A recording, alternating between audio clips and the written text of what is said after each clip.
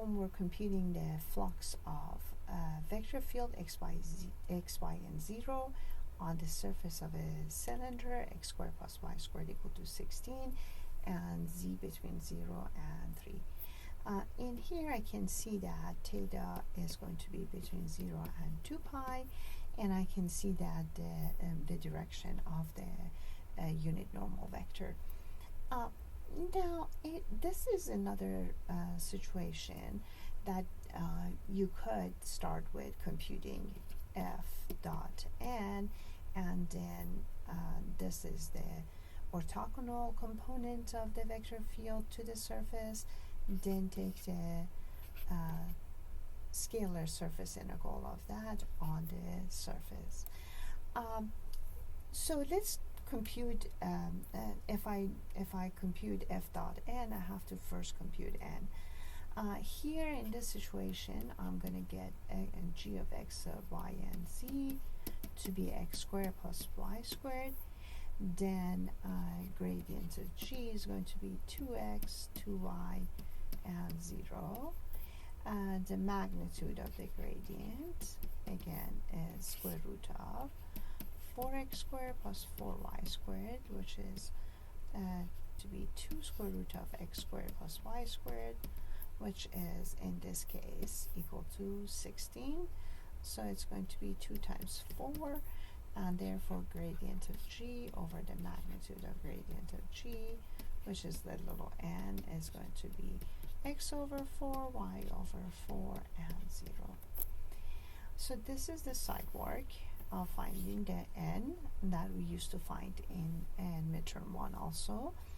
Now go back here and dot f dot n, which is x, y, and 0 dot x over 4, y over 4, and 0, which is going to be x squared plus y squared divided by 4.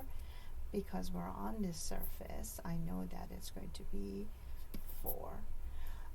Now, according to this rule, I am computing the scalar surface integral of 4ds. So vector surface integral changes to a scalar surface.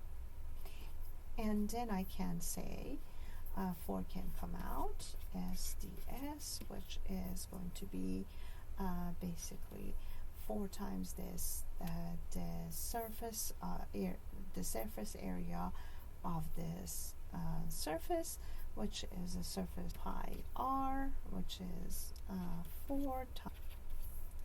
And you multiply everything together, you get 16 times 2, 32 times 3.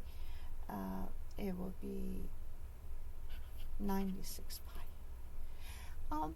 If the surface wasn't so easy to find, the surface area wasn't so easy to find, I could have done this. I could have basically, after this step, did the parameterization. And parameterization in this case, it would be r is constant, so it would be theta and z. And for cosine theta, for sine theta and z, and then g theta plus gz is going to be the magnitude of that is going to be basically the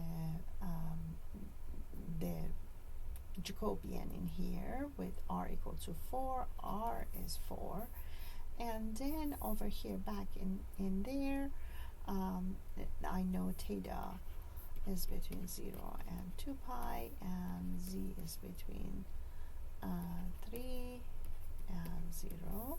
So that double integral becomes 4 times double integral from 0 to 3 and 0 to 2 pi dz d theta, 4 around here, and I had 4 before that, so I have to compute this, which is going to give me the same answer as we got here.